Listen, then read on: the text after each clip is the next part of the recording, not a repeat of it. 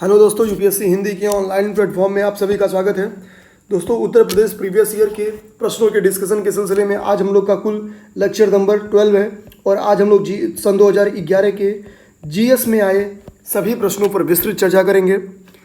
दोस्तों, आपको बता दें कि यूपीएससी हिंदी करेंट अफेयर के प्रोग्राम्स लेके आए हैं, जिसमें से नियर अबाउट 100 क्वेश्चंस पर डिस्कशन कर दिया गया है। शेष प्रश्नों पर डिस्कशन जो है वो आने वाले दिनों में कर दिया जाएगा।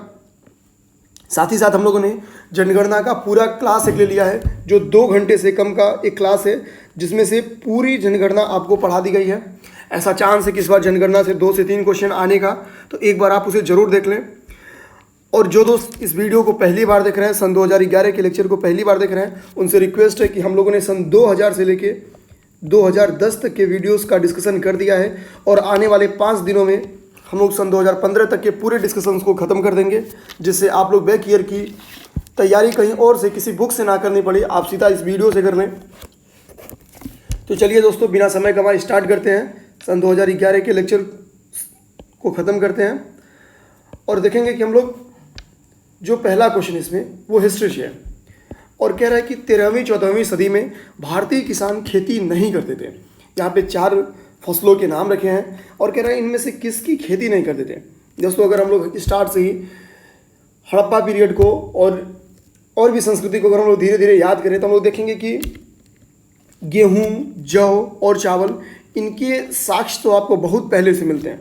आप हड़प्पा पढ़ेंगे तो वहाँ भी बेसिकली इनके साक्ष्य मिल जाते हैं, लेकिन मक्के की खेती के साक्ष्य आपको पहली बार 15वीं सदी से मिलेंगे, 15वीं शताब्दी से मिलेंगे। तो ऐसे में हम लोग कह सकते हैं कि 13वीं 14वीं शताब्दी में भारतीय किसान खेती नहीं करते थे किसकी, मक्का की। बाकी तीनों जो यहाँ पे फसलों का नाम है, गेहूँ, जौ, चावल, इनसे भारतीय किसान बहुत पूर्व में ही परिचित हैं। सेकेंड नंबर क्वेश्चन आते हैं दोस्तों, महाभाष्य के लेखक पतंजलि समकालिक थे। दोस्तों, पूर्व के दिनों का ये भी रिपीटेड क्वेश्चन है और पुष्यमित्र शुंग इसके आंसर हैं। ये शुंग वंश से संबंधित हैं। जो पतंजलि थे ये इनके पुष्यमित्र शुंग के वो राजपुरोहित थे और इन्होंने ये जानकारी दी है कि पुष्यमित्र शुंग ने 2 अश्वमेध यज्ञ किए थे। तो हम लोग देखेंगे कि इसका सही आंसर होगा Pushyamitra Shunga. Third number question पे आएंगे दोस्तों, गौतम बुद्ध का महापरिनिर्वाण जिस राज्य में हुआ है। तो दोस्तों, बौद्ध रिलीजन से, गौतम बुद्ध से संबंधित जितने भी फैक्ट थे, स्टार्ट के कुछ लेक्चर्स अगर आप देखेंगे तो वहाँ पे सारे पर लेक्चर्स पर हम लोग देखेंगे कि पिछले 10 सालों में हर साल 1 से 2 क्वेश्चन कम से कम बौद्ध और जैन से तो चला है और हम लोग बौद्ध और जैन के सभी क्वेश्चन पे विस्तृत चर्चा किए हैं। अगर पिछले दिनों का आप लेक्चर देखेंगे तो एक भी क्वेश्चन आपका छूटेगा नहीं। तो इसका सही आंसर है मल्ल में इन्होंने महापरिनिर्वाण यानी देहत्याग किया था। और ये मल्ल स्थित कहाँ पे है, तो वर्तमान में जो कुशीनगर जिला है वहाँ पर ये स्थित है। तो आते हैं दोस्तों फोर्थ नंबर क्वेश्चन, बुद्ध में सर्वाधिक उपदेश कहाँ दिए हैं। इस क्वेश्चन को भी दोस्तों हम लोग कर चुके हैं, क्योंकि राजगृह में जो बुद्ध के फॉलोअर्स थे वो बहुत ज़्यादा थे। हम लोग जो अंगुलीमाल डाकू की कहानी सुनते हैं, सॉरी दोस्तों, श्रावस्ती में जो बुद्ध के फॉलोअर्स थे वो बहुत ज़्यादा थे। अंगुलीमाल डाकू की जो हम लोग स्टोरी सुनते हैं वो भी इसी श्रावस्ती से संबंधित था। तो चूँकि फॉलोअर्स की संख्या इनके और श्रावस्ती में बहुत ही ज़्यादा थी, तो बुद्ध ने सर्वाधिक उपदेश भी श्रावस्ती में दिए और सबसे लंबे समय तक कहा जाता कि 21 वर्षा काल तक इन्होंने श्रावस्ती में समय भी बिताया। तो इसका सही आंसर है 4 श्रावस्ती। फिफ्थ नंबर क्वेश्चन पे आते दोस्तों, कह रहा है कि राजकुमार जो अपनी पिता की मृत्यु के लिए उत्तरदायी था, तो वो देखेंगे दोस्तों अजातशत्रु ने बिंबिसार की हत्या करके और राजगद्दी पाई थी। और बाद में देखेंगे कि ये पितृहंता वंश के नाम से जाना भी जाता है। इसकी अजातशत्रु की हत्या फिर देखेंगे इसके पुत्र ने कर दी। तो इस तरह से हम देखेंगे कि इसका सही आंसर है अजातशत्रु। अगर दोस्तों पितृहंता वंश के नाम आता है तो उसमें ध्यान देंगे कि अजातशत्रु, बिंबिसार, इन्हीं सबका नाम आएगा। कह रहा है पहला गुप्त शासक जिसने सिक्के जारी किए। दोस्तों, हम देखेंगे कि जो पहला गुप्त शासक था जिसने सिक्के जारी किए वो है चंद्रगुप्त प्रथम। चंद्रगुप्त प्रथम ने सर्वप्रथम जो सिक्के के साक्ष्य हैं गुप्ता पीरियड के, वो चंद्रगुप्त प्रथम से मिलते हैं। और देखेंगे सिक्के पीरियड में जो चंद्रगुप्त का पीरियड है, गुप्ता पीरियड है, तो हम लोग देखेंगे कि ये काफ़ी फेमस है। चाहे हम लोग समुद्रगुप्त को लें, हम लोग देखेंगे कि राजा रानी प्रकार के सिक्के, वीणावादक सिक्के, इस तरह से डिफरेंट टाइप के सिक्के जो राजाओं के नाम के उल्लेख के साथ हमको मिलते हैं। तो गुप्ता शासक जिसने सिक्के जारी किए, जिसके सिक्के जारी किए हुए हैं चंद्रगुप्त प्रथम। आगे आता है निम्न कथनों पर विचार कीजिए। तो दोस्तों इस पे हम लोग आते हैं कि भारत में मुसलमान शासन 1192 से शुरू हुआ। तो हमको पता है दोस्तों, कल ही हम लोगों ने पिछले 2-3 लेक्चर से कंटिन्यूटी के साथ हमको तराइन का वार मिल रहा है। तराइन का जो सेकेंड वार हुआ था दोस्तों, उसी में जो पृथ्वीराज चौहान थे उनकी हार हुई थी और मोहम्मद गोरी की जीत हुई थी, और इसी ने मुस्लिम राज्य की इस्टेब्लिश किया भारत में। तो 1192 से शुरू हुआ था। तो दोस्तों ये तो सही है, यानी फोर्थ सही है। फोर्थ ऑप्शन हम ढूंढेंगे तो ए और सी में नहीं है, बी और डी में है। तो यानी 2 ऑप्शन तो हमारा एक, अगर कल का लेक्चर देखिए दोस्तों पता था, तो केवल थोड़ा कॉमन सेंस लगाते हैं तो जो इसका फोर्थ स्टेटमेंट है वो आसानी से सही किया जा सकता था।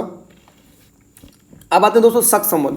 शक संवत के बारे में भी हम लोग पूर्व के दिनों में पढ़े हैं कि जो शक संवत इसके स्टार्ट किया गया था 78 में स्टार्ट किया गया था। और शक संवत को किस राजा ने स्टार्ट किया था दोस्तों, ये होमवर्क कर लीजिए, ये भी हम लोग कल के दिनों में पढ़े हैं। तो अगर आप पिछली वीडियोस देख रहे हैं तो शायद आप इसको लिंक कर पाएँ, आप इसका आंसर बता पाएँ। और दोस्तों इसका सही आंसर आप हमको कमेंट बॉक्स में बता भी सकते हैं।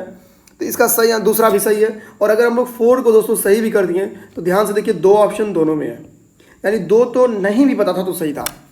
आते हैं पहले नंबर ऑप्शन पे, करा विक्रम संवत की शुरुआत 58 ईस्वी पूर्व में हुई थी। ध्यान दीजिएगा दोस्तों, ईस्वी पूर्व की बात कर रहा है तो बिल्कुल सही है दोस्तों कि विक्रम संवत की शुरुआत 58 ईस्वी पूर्व में हुई थी। 1 नंबर ऑप्शन यानी सही है।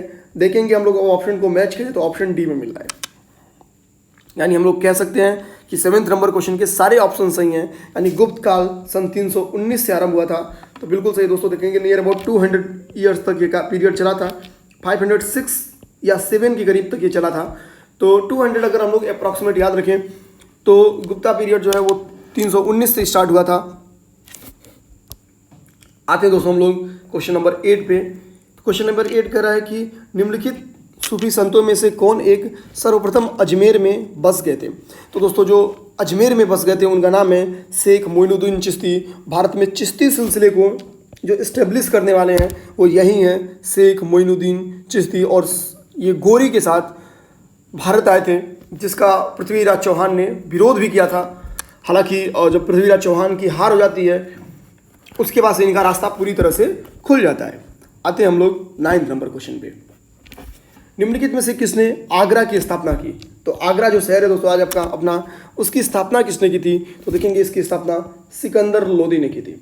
आगरा शहर की स्थापना दोस्तों सिकंदर लोदी ने की थी, जिसका मुख्य उद्देश्य था व्यापारिक मार्गों पर नियंत्रण करना, यानी ट्रेड इसका मुख्य उद्देश्य था। तो जो आगरा की स्थापना की थी वो सिकंदर लोदी ने की थी। नेक्स्ट क्वेश्चन है दोस्तों कि निम्नलिखित युग्मों में से कौन सुमेलित नहीं है। हमको ये बताना है कि कौन सा सुमेलित नहीं है। एक तरफ कुछ स्थापत्य के नाम दिए हुए हैं और इस तरफ शहर के नाम दिए हैं। आपको बताना है कि वो स्थापत्य कौन सा गलत है जो उस शहर में नहीं है। तो दोस्तों हम लोग देखें तो अजमेर कह रहा है कि कुवल अल इस्लाम। तो जो दोस्तों कुवल अल इस्लाम है ये अजमेर में ना होकर दिल्ली में स्थित है, दिल्ली में स्थित है। ऐसे में ऑप्शन नंबर ए ही इसका गलत है।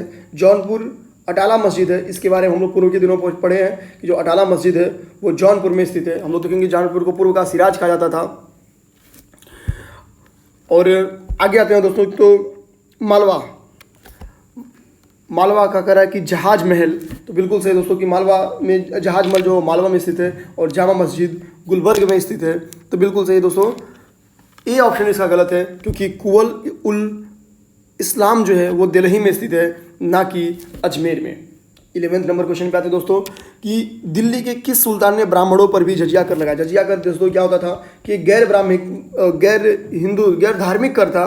तो जब ये गैर धार्मिक कर था दोस्तों गैर इस्लामिक कर था, ये जो जजिया था दोस्तों वो गैर इस्लामिक कर था। इस चीज़ को ध्यान देंगे दोस्तों। ये हिंदुओं से लिया जाने वाला कर अगर पूछे केवल हिंदुओं से लिया जाने वाला कर नहीं था।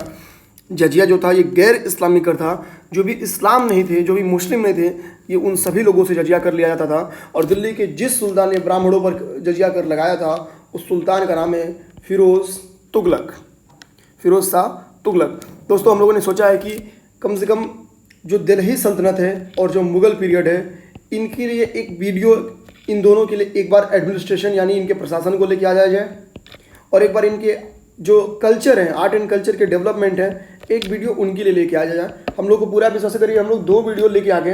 अगर ज़्यादा नहीं 15-15 मिनट का ये 2 वीडियो लेके आ गए तो यहाँ से पेपर में आप आसानी से 3 क्वेश्चन तो मिनिमम पाएंगे, 3 से 4 क्वेश्चन तो मिनिमम पाएंगे दोस्तों। तो हम लोग की कोशिश रहेगी आने वाले दिनों में, जैसा समय की हम लोग मांग देखेंगे, उस हिसाब से हम लोग कम से कम दिल्ली सल्तनत और मुगल पीरियड जो है, इनके जो प्रशासन है और जो इनका आर्ट एंड कल्चर है, उसके लेके एक सेपरेट वीडियो आएंगे, ताकि जो भी प्रशासनिक भूमिकाएं हैं, जो भी प्रशासनिक डेवलपमेंट किए गए थे, जो नए नए विभाग को इस्टेब्लिश किया गया था, जो आर्ट एंड कल्चर, जो स्थापत्य इस ड्यूरेशन में खड़े किए गए थे, जो इनके ड्यूरेशन में चित्रकला का, इन सब चीज़ों का जो डेवलपमेंट था, उन सब चीज़ों को हम लोग एक अलग से क्लास में देखने की कोशिश करेंगे। और कोशिश रहेगी कि दोस्तों की ये क्लास जल्द से जल्द आपके लिए ली जाए। 12th नंबर क्वेश्चन दोस्तों कह रहा है कि 1665 में शिवाजी ने मुगल सेनानायक, किस मुगल सेनानायक से पुरंदर की संधि की थी? तो दोस्तों वो जय सिंह थे।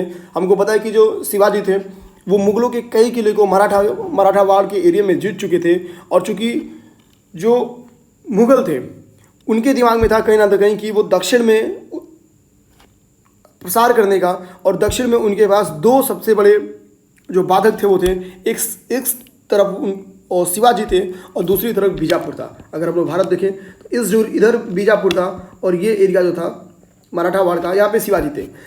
जाहिर सी बात थी कि मुगलों को इधर जीतने के लिए कहीं ना कहीं शिवाजी के सहयोग की ज़रूरत थी, क्योंकि ये जो मराठावाड़ एरिया था ये काफ़ी डिफ़िकल्ट एरिया था, वृक्ष छाया प्रदेश था, यहाँ के लोग डाकू हुआ करते थे और बेसिकली छापामार युद्ध के लिए ये फेमस थे। यानी यहाँ से फेस टू फेस वार में जीत पाना बहुत मुश्किल था, खासतौर पर इस मराठावाड़ वाले एरिया में आके लड़ना। जय सिंह से जो संधि हुई थी, पुरंदर की संधि हुई थी, जिसमें कुछ ट्रीटी दोनों पक्ष को कुछ ऐसी मान्यताएं थी जो मानना था। पुरंदर की संधि में देखेंगे हम लोग कि जो शिवाजी थे उन्होंने कुछ एक खबर के हिसाब से 32 जो उनके किले थे उन्होंने लौटा दिया था मराठों को, और शिवाजी की उम्मीद थी कि जो मराठा थे उनको एक अच्छा पद देंगे। हालांकि उनको एक अच्छा पद नहीं मिला, बल्कि उनको अरेस्ट कर लिया गया। बाद में वो किसी तरह से वहाँ से बाहर आते हैं और एक नई राज की नींव आगे चल के रख देते हैं, जिसका नाम था मराठा। तो ये स्टोरी थी दोस्तों, इसका सही आंसर है जय सिंह। इस चीज़ को याद रखेंगे। आते हम लोग 13th नंबर क्वेश्चन में। और निम्नलिखित शासकों में से किसने विदेशों में आधुनिक रीति पर दूतावासों की स्थापना की थी? तो दोस्तों कभी भी मॉडर्न टाइप का क्वेश्चन आ जाए ना, कि आपको लगे कि यार कि कोई शासक बहुत मॉडर्न रहा होगा, तो वो टीपू सुल्तान का। अगर हमको हिस्ट्री के कुछ शासकों में कोई मॉडर्न शासक को ढूंढना हो जिसने आधुनिक सेना विकसित की हो, कुछ स्वतंत्रता के वृक्ष लगाए हों, तो हम लोग देखेंगे ये सारा काम टीपू सुल्तान का था। अंग्रेज टीपू सुल्तान से इसीलिए परेशान रहते थे। उनको लगता था कि अगर टीपू कुछ दिन तक जीवित रहेगा तो वो एक मॉडर्न स्टेट डेवलप करेगा, और वो मॉडर्न स्टेट उनके लिए समस्या बन जाएगा। इसी के लिए वो जल्द से जल्द टीपू सुल्तान को निपटाना चाहते थे, और षड्यंत्र के चलते उन्होंने जल्द से जल्द टीपू सुल्तान को निपटा भी दिया। तो हम लोग देखेंगे कि इसका सही आंसर है। कभी भी अगर मॉडर्न करके क्वेश्चन है, आपको लगे ये बहुत मॉडर्न टाइप का क्वेश्चन है यार, तो उसको किसको टिक करें, तो आप आंख मूंद के उसको टीपू सुल्तान को टिक करिए। 99% चांस है कि टीपू सुल्तान सही रहेगा। 14th नंबर क्वेश्चन पे आते हैं दोस्तों। करा कि 1857 की क्रांति में निम्नलिखित नेताओं में से किसका वास्तविक नाम रामचंद्र पांडुरंग था? तो ये बहुत आसान सा क्वेश्चन है दोस्तों। तात्या टोपे जो थे, इनका नाम जो था वो रामचंद्र पांडुरंग था। हम लोग देखेंगे 1857 की क्रांति जब खत्म होती है, जब ब्रिटिश दमन की नीति पे आते हैं, तो उन्होंने रामचंद्र पांडुरंग यानी तात्या टोपे की खोज करनी शुरू की। और तात्या टोपे नेपाल चले गए थे, और जो आप कह सकते हैं कि इंटरनली वो भारत के लिए थोड़ा सा सपोर्ट वहाँ से कर रहे थे, लेकिन एक इनके मित्र थे, उन्होंने धोखा दिया और तात्या टोपे को उन्होंने जो पता है उसको अंग्रेजों को दे दिया। रिजल्ट आके तात्या टोपे पकड़े गए और बाद में उनको फांसी दे दी गई। तो ये सब स्टोरी है जो कि नहीं इंपॉर्टेंट है। इंपॉर्टेंट बस इतना है कि रामचंद्र पांडुरंग जो थे वो तात्या टोपे ही थे। अगला है कि बंगाल विभाजन जो कि 1905 में हुआ था, जिसके बारे में हम लोग बहुत कुछ पढ़ चुके हैं दोस्तों, कि विरोध में जो आंदोलन हुआ था उसका नेतृत्व किसने किया था? तो दोस्तों इसका नेतृत्व जो है वो सुरेंद्र नाथ बनर्जी ने किया था। सुरेंद्र नाथ बनर्जी ने किया था। और हमको पता है कि बंगाल का शोक दिवस जो है वो 16 अक्टूबर को मनाया जाता है। 16 अक्टूबर को मनाया जाता था क्योंकि यही वो दिन था जब बंगाल का धार्मिक आधार पर डिवीज़न किया गया था।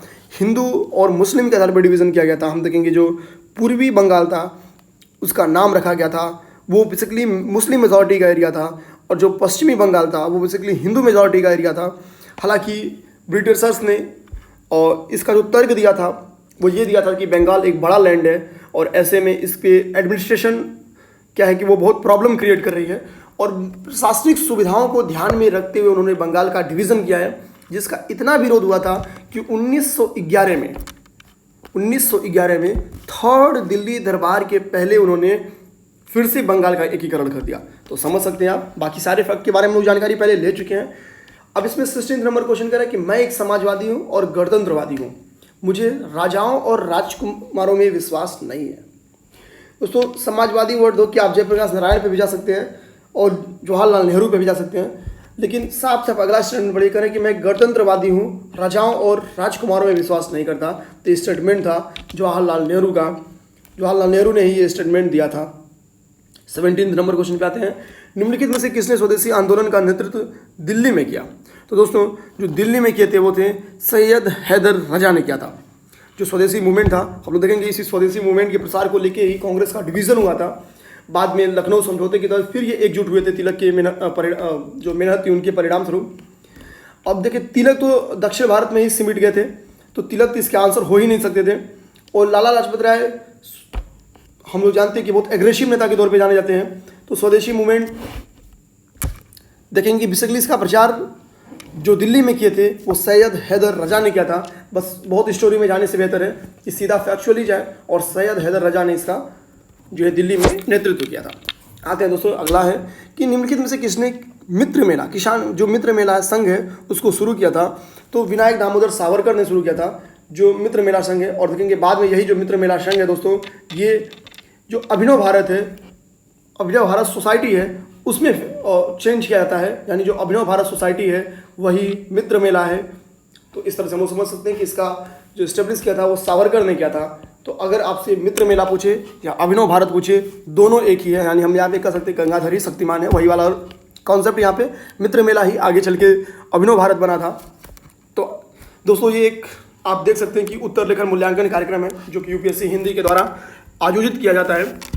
हाल के दिनों में दोस्तों देखें तो यूपी पीसीएस में भी जो रिजल्ट है वो बहुत ख़राब आना शुरू हो गया है, क्योंकि जो पैटर्न है वो बदल चुका है। जो हिंदी मीडियम का पैटर्न था वो पुराने जो पैटर्न थे उस पर हिंदी मीडियम की हम कह सकते हैं दबदबा पूरा रहता था सीट पे। 10 में से 6 सीट 7 सीट हमेशा हिंदी मीडियम का रहा है, लेकिन हाल के दिनों में हम देखें तो 10 में से 2 सीट 3 सीट पे और हिंदी मीडियम वापस पीसीएस में भी आ चुका है। तो दोस्तों यही देखते हुए हम लोगों ने पीसीएस के लिए भी एक उत्तर लेखन मूल्यांकन कार्यक्रम स्टार्ट किया है, ताकि आप रोजाना उत्तर लेखन की प्रैक्टिस कर सकें और अपनी जो आंसर राइटिंग है उसकी गुणवत्ता में वृद्धि कर सकें और मेंस परीक्षा में अच्छे मार्क्स लाके आप अपना चयन सुनिश्चित कर सकें। तो दोस्तों जिसका न्यू बैच है वो 15 अक्टूबर से स्टार्ट है।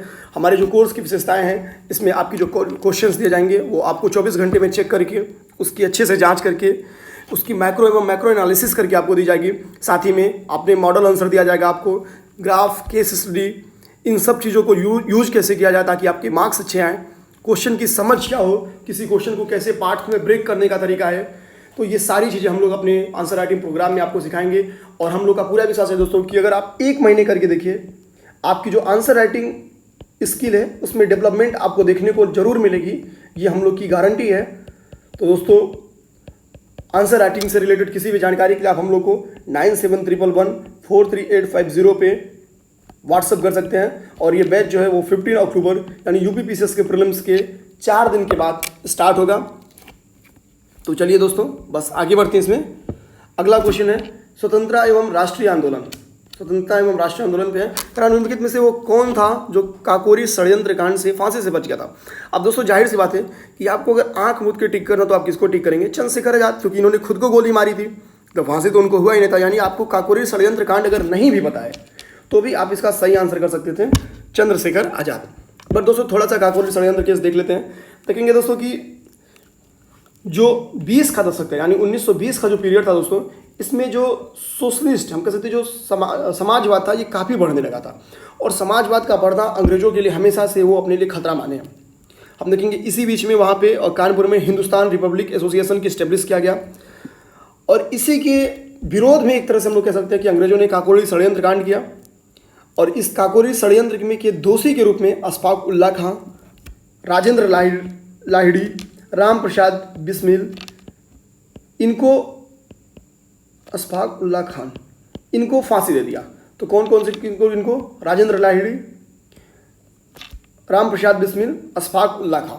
तो ध्यान देंगे हालांकि दोषी उस वक्त चंद्रशेखर आज़ाद कौन थे, तो हम लोग चंद्रशेखर आज़ाद के बारे में पढ़ ही चुके हैं। इन्होंने ही हिंदुस्तान सोशलिस्ट रिपब्लिक एसोसिएशन की स्थापना किया। कब किया, तो दिल्ली के फिरोज शाह कोटला मैदान में किया था, और इसको नेतृत्व भी इन्होंने प्रदान किया था।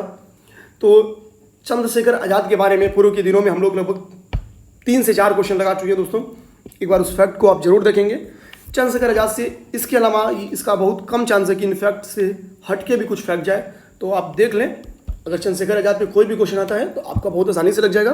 पेपर करते समय दोस्तों थोड़ा सा अपने दिमाग को खुला इसलिए रखेंगे क्योंकि देखिए कुछ क्वेश्चंस ऐसे होते हैं कि जिनको आपको नहीं ही पता होगा, और कुछ क्वेश्चन तो रहेंगे ही रहेंगे, लेकिन अगर आप थोड़ा सा कॉन्सेप्ट लगाएंगे तो पूरा चांस है कि उसके आंसर तक पहुंच जाए। आइए दोस्तों 20 नंबर क्वेश्चन देखते हैं। अब करा निम्नलिखित में से किसने तीनों गोलमेज सम्मेलनों में भाग लिया। सपोज कीजिए दोस्तों कि आपको इसके बारे में नहीं पता हो, कॉन्सेप्ट लगाइए कौन होगा। जाहिर सी बात है कि प्रथम और तृतीय गोलमेज सम्मेलन में कांग्रेस ने भाग नहीं लिया था। गांधी इरविन समझौते के पश्चात जो कांग्रेस है उसने सेकेंड जो गोलमेज सम्मेलन था उसमें भाग लिया था। होमवर्क के दौर पे दोस्तों आप लोग कर लीजिएगा कि वो कौन सी जहाज थी जिसपे बैठ के गांधी जी और यूके गए थे, ब्रिटेन गए थे गोलमेज सम्मेलन में भाग लेने के लिए। पिछले दिनों में इसको हम लोग पढ़े हैं। तो दोस्तों अगर हम लोग काटें तो हम लोग अब यहाँ से आसानी से काट लेंगे। जवाहरलाल नेहरू जो है वो कांग्रेस से संबंधित थे, यानी नहीं होंगे। राजेंद्र प्रसाद जो कि ऑप्शन नंबर डी में है, ये भी कांग्रेस से रिलेटेड थे, यानी ये भी नहीं होंगे। वल्लभ भाई पटेल ये भी कांग्रेस से संबंधित थे, यानी ये भी नहीं रहे होंगे। तो दोस्तों इसका एक ही ऑप्शन बचा, वो है भीमराव अंबेडकर। भीमराव अंबेडकर ये तीनों गोलमेज सम्मेलन में भाग लिए थे, और इनके साथ एक प्राइवेट यानी खुद के खर्च पे ट्रिपल एम यानी मदन मोहन मालवीय ने भी गए थे। तो ध्यान देंगे दोस्तों कि मदन मोहन मालवीय स्वयं के खर्च पर तीनों गोलमेज सम्मेलन था उसमें भाग लिए थे। 21 नंबर क्वेश्चन जो कि बहुत आसान सा क्वेश्चन है। आप किसी 6th 7th 8th के बच्चे से जिसने अच्छे से हिस्ट्री पढ़ी हो उससे पूछेंगे तो इसका सही आंसर देगा कि दक्षिण अफ्रीका से जब गांधी जी वापस लौटे थे तो उन्होंने कौन सा सफल सत्याग्रह किया था, तो वो सत्याग्रह था चंपारण। दोस्तों चंपारण सत्याग्रह के बारे में हम लोगों ने बहुत पढ़ लिया है। ये 1917 में हुआ था, और हम लोग देखेंगे कि ये जो चंपारण सत्याग्रह था ये सक्सेसफुल सत्याग्रह था। इसी सफलता को देखते हुए, चूँकि ये पहली बार ऐसी सफलता थी, इसी सफलता को देखते हुए जो रविंद्रनाथ टैगोर थे इन्होंने गांधी जी को महात्मा की उपाधि दी थी। महात्मा की उपाधि दी थी। इस क्वेश्चन को हालांकि जो महात्मा वाली उपाधि थी दोस्तों हम लोग पहले भी कर चुके हैं। होमवर्क करते हैं कि किसने गांधी इरविन समझौते के ड्यूरेशन में गांधी इरविन को 2 महात्मा की उपाधि दी थी। तो ये दोस्तों होमवर्क है, हम लोग पिछले डिस्कशंस में इसको भी बहुत अच्छे से किए हैं। उम्मीद है कि आप लोग इसका जवाब दे पाएंगे। 22 नंबर क्वेश्चन पे आते हैं। भारतीय राष्ट्रीय कांग्रेस का एकमात्र अधिवेशन जिसे महात्मा गांधी द्वारा संबोधित किया गया था संपन्न हुआ था। तो दोस्तों हम लोग ध्यान देंगे, एक ही ऐसा अधिवेशन हुआ था जिसमें गांधी जी अध्यक्ष बने थे, गांधी जी ने अध्यक्षता की थी, और वो जो सम्मेलन था वो था बेलगांव का, जो कि 1924 में आयोजित था। ध्यान देंगे दोस्तों, तो इसका सही आंसर है बेलगांव। यानी कल को आपको क्वेश्चन आ जाए दोस्तों कि निम्नलिखित में से कौन कांग्रेस के अध्यक्ष कभी नहीं रहे, तो गांधी जी को कतई टिक नहीं मारिएगा, क्योंकि हमारे दिमाग में हमेशा रहता है कि यार गांधी जी तो कांग्रेस को फिनिश करने के चक्कर में थे। उन्होंने बोला भी था, गांधी जी का स्टेटमेंट भी था कि एक राजनीतिक पार्टी के तौर पर कांग्रेस को फिनिश कर देना चाहिए आज़ादी के बाद। तो इसलिए ऐसे कुछ स्टेटमेंट हैं हमारे बीच में जिसकी वजह से हम लोग गांधी को टिक नहीं करते। तो एक बार ध्यान देंगे दोस्तों कि बेलगांव में गांधी एक बार अध्यक्षता किए थे। इसका सही आंसर है बी बेलगांव। निम्नलिखित नेताओं में से किसने भारत छोड़ो आंदोलन के दौरान जेल से फरार होकर भूमिगत गतिविधियों को संगठित किया। तो दोस्तों हम लोग ध्यान देंगे कि वो जयप्रकाश नारायण थे। भारत छोड़ो आंदोलन जो कि 1942 में हुआ था, लिनलिथगो उस वक्त वायसराय था, और हम लोग देखेंगे कि जयप्रकाश नारायण थे वो और जेल से फरार हुए और भूमिगत गतिविधियों के माध्यम से, ताकि वो अंग्रेजों के नज़र में ना आए, जो कि है कि इन्होंने आंदोलन को, जो भारत छोड़ो आंदोलन था उसको संगठित किया, उसको चलाया, और इसका रिजल्ट हमको 1947 में आज़ादी के साथ मिला। आते हैं दोस्तों 24 नंबर क्वेश्चन पे, और ये क्वेश्चन भी हम लोग बहुत पहले कर चुके हैं। इसमें से दोस्तों जो भी क्वेश्चन है हिस्ट्री के भी, अब जो भी क्वेश्चन है, अगर आप 4 दिन और क्लास में बने रहते हैं, जिन्होंने नहीं देखा वो पूर्व की लेक्चर देख लेते हैं, तो मेरे से लिख के लीजिए कि हिस्ट्री के मैक्सिमम क्वेश्चन आप कर लेंगे और करने में सक्षम भी होंगे, क्योंकि अब देख सकते हैं आपकी जितने भी क्वेश्चंस आ रहे हैं वो पिछले 10 साल के रिपीटेड आ रहे हैं। तो आइए दोस्तों देखते हैं इसका। तो अगस्त जो इसमें कुछ मत जाइए, सीधा क्रिप्स मिलर आप देखेंगे तो 1942 में हुआ था, 1942 में हुआ था। और आगे अगर हम लोग देखें जो वेवेल योजना थी, जो कि वेवेल के टाइम पीरियड में आई थी, ये 1945 में था, 1945 में था। अब हम लोग ध्यान दें तो हम लोग कह सकते हैं कि 3 is greater than 4, 3 is greater than 4। अब ध्यान दें तो यहाँ पे देखिए 4 पहले है और 3 बाद में है, यानी ऑप्शन नंबर बी नहीं होगा। यहाँ पे देखिए 4 पहले है 3 बाद में है, यानी ऑप्शन नंबर ए नहीं होगा। दोस्तों अब 2 पे फोकस कीजिए, सी और डी। सी और डी दोस्तों, जो अगस्त प्रस्ताव था ये बहुत पुराना प्रस्ताव है, यानी हम कह सकते हैं कि 1940 में ये आया था। देखिए दोस्तों, अगस्त से रिलेटेड 3 है, अगस्त प्रस्ताव है, अगस्त संकल्प है और एक अगस्त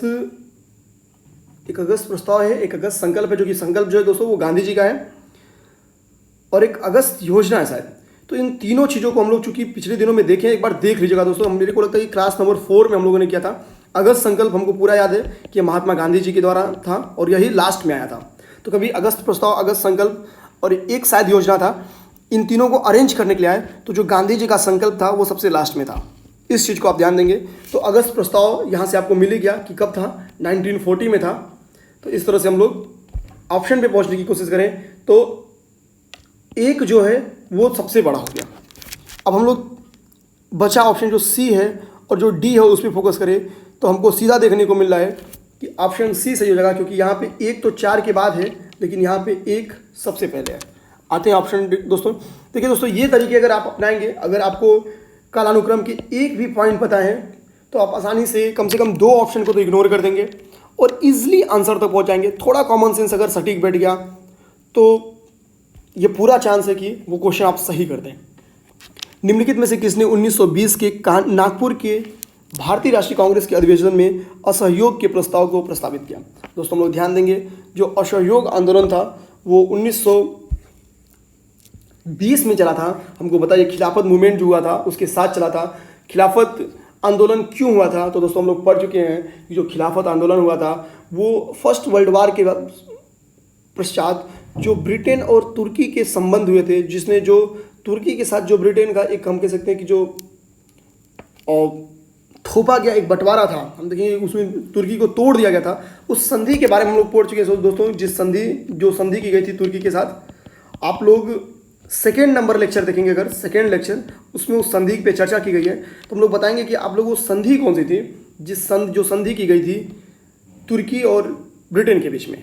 तो दोस्तों हम लोग देखेंगे कि इस प्रस्ताव यानी खिलाफत के साथ असहयोग को चलाने का जो प्रस्ताव था उसको नियर अबाउट सबने मना कर दिया था कि भाई मत चलाओ, लेकिन CR दास समर्थन में थे कि ये प्रस्ताव जो असहयोग आंदोलन है वो चलना चाहिए। तो इसका सही आंसर है दोस्तों ऑप्शन नंबर 1 CR दास। नेक्स्ट क्वेश्चन दोस्तों, इसको हम लोग कर चुके हैं पहले भी। निम्नलिखित में से एक युग्म सुमेलित है और जो सुमेलित है उसके बारे में हमको बताना है। तो दोस्तों जो सुमेलित है वो है फ्रैंक मोरिस, ये जवाहरलाल नेहरू ए बायोग्राफी, ठीक है। तो जो फ्रैंक मोरिस थे वो ये वाला संबंधित है। आगे हम लोग देखें तो ये तो क्वेश्चन सी मतलब जो सही आंसर है ये हमको पूर्व के दिनों में नहीं मिला है, लेकिन बाकी हम लोग को मिला है दोस्तों। जैसे जहाँ पे इंडिया विंस फ्रीडम, यानी हम लोग ध्यान दें जो अब्दुल कलाम आज़ाद की बुक है इसका नाम है इंडिया विंस फ्रीडम, यानी ऑप्शन नंबर डी तो हम लोग पढ़े हैं कि भैया अब्दुल कलाम आज़ाद जो हैं ये इंडिया विंस फ्रीडम के राइटर हैं। तो यानी डी तो गलत हो गया दोस्तों। और इंडिया डिवाइडेड किसका है? तो राजेंद्र प्रसाद का, ये भी हम लोग पूर्व के दिनों में पढ़े हैं। यानी इजिली इस क्वेश्चन को तो हम लोग गलत कर ही सकते थे। अब आते हैं दोस्तों हम लोग जो दुर्गादास है, ये India from Curzon to Nehru and after, ये बुक जो है, ये जो बुक है दोस्तों ये दुर्गादास का है और ये बुक के बारे में हम लोग पहले पढ़ चुके हैं। मेरा अंदाजा है कि सेकेंड या थर्ड लेक्चर में इसके बारे में हम लोग पढ़े हुए हैं। एक बार आप लोग देखिएगा तो India from to Nehru after, इसका पूरा एक्चुअली जो नाम था वो था India from Curzon to Nehru and after. ये बुक दुर्गादास का था। तो जाहिर सी बात है कि अगर ये बुक दुर्गादास का हो गया तो ये तो ऑप्शन भी गलत हो गया और इसका मतलब कि लाइफ महात्मा गांधी, ये भी गलत हो गया क्योंकि लुईस पीसर का जो दुर्गादास का था वो नीचे बुक दिया हुआ है। इसका एक ही ऑप्शन बच रहा है, ऑप्शन नंबर सी। तो अगर आप पूर्व के दिनों के क्लास को देखे होंगे तो देखिए थोड़ा सा कॉमन सेंस लगा कि इस क्वेश्चन का सही आंसर सी मिल जाता।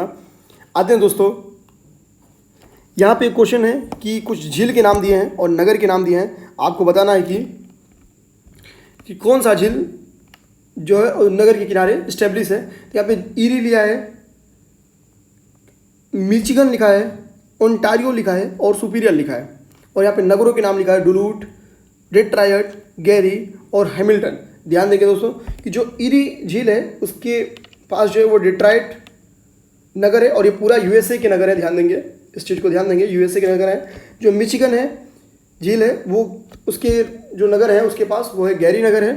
ओंटारियो झील के पास हैमिल्टन है, और सुपीरियन के पास डुलूथ है।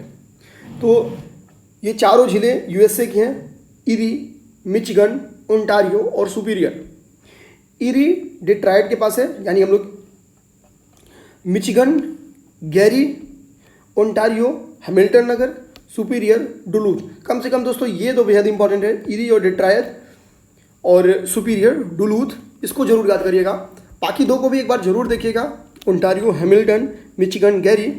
और इसका सही आंसर आप देखेंगे कि तो हो जाएगा इरी का डेट्रॉइट हो गया, तो ए का दो खोजेंगे तो यहाँ पे है, यानी सी और बी गलत हो गया। अब हम लोग आए तो अपने पास बचा बी का एक, तो बी देखेंगे तो मिशिगन है। सुपीरियर को डुलूथ से याद कीजिए, तो डी का एक मिल जाएगा, और डी का एक जाएंगे तो आपको सही आंसर मिल गया ऑप्शन नंबर डी। बाकी दोस्तों एक बार जरूर देखेंगे, जो मिशिगन है वो गैरी के पास है, मिशिगन गैरी है, और ओंटारियो हैमिल्टन है। ये इंपॉर्टेंट क्वेश्चन है, ऐसे क्वेश्चन यूपीपीएससी इस वक्त भी दे रही है, तो ध्यान देंगे दोस्तों। निम्नलिखित में से कौन महाराष्ट्र में स्थित नहीं है? कुछ श्रेणियों का नाम दिया है और बताना है कौन सा महाराष्ट्र में स्थित नहीं है।